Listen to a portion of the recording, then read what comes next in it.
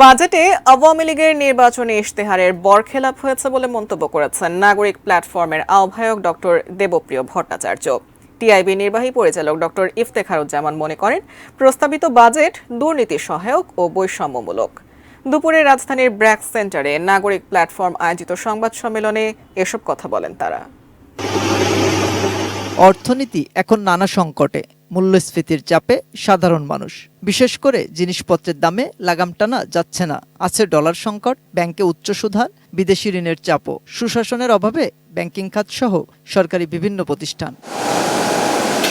Budget পরবর্তী সংবাদ সম্মেলনে নাগরিক প্ল্যাটফর্ম বলছে, চলমান পরিস্থিতিতে অসুবিধাগ্রস্ত মানুষের জন্য পর্যাপ্ত উদ্যোগ নেই বাজেটে। এছাড়া যা বরাদ্দ রয়েছে তা প্রভাবিত হয় রাজনৈতিক সিদ্ধান্তে। যেই ধরনের সাপোর্টটা আপনার একেবারে নিম্ন আয়ের মানুষের কাছে যাওয়ার কথা সরাসরি, সেই জায়গাতে কমে গেছে। যোগাযোগ ব্যবস্থা আছে, আমাদের যে পাওয়ার এনার্জি এই জায়গাটা আছে, এইখানে কিন্তু যা লক্ষ্য দেওয়া হয়েছিল তার থেকে 20,000 কোটি টাকা বেশি দেওয়া গেছে। অর্থাৎ অর্থ নাই এটা যেমন সত্যি, তার সাথে প্রাধিকার কারা তৈরি করছেন এবং কি চিন্তা করে করছেন এইটাও কিন্তু সত্যি। রাজনৈতিক সিদ্ধান্তই হচ্ছে আমাদের সমস্ত সিদ্ধান্তকে প্রভাবিত করে।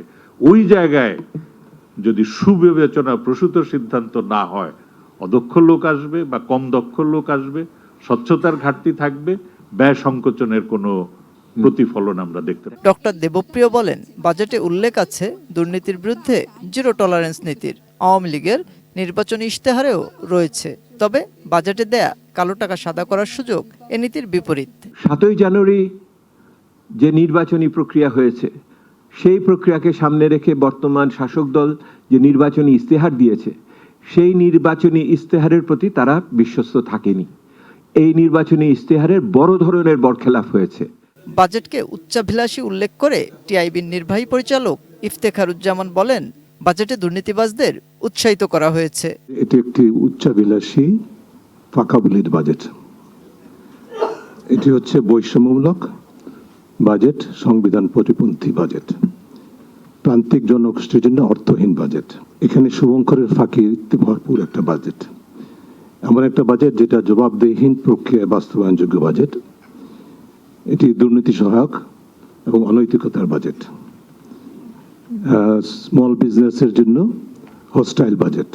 বাজেটে পিছিয়ে পড়া জনগোষ্ঠীর জন্য পর্যাপ্ত বরাদ্দ না থাকার পাশাপাশি ব্যাংকিং খাতের সুশাসন নিয়েও উল্লেখ না থাকায় ক্ষোভ প্রকাশ করেন বক্তারা। মাহাদি সেকেন্দার, এটিএন নিউজ, ঢাকা।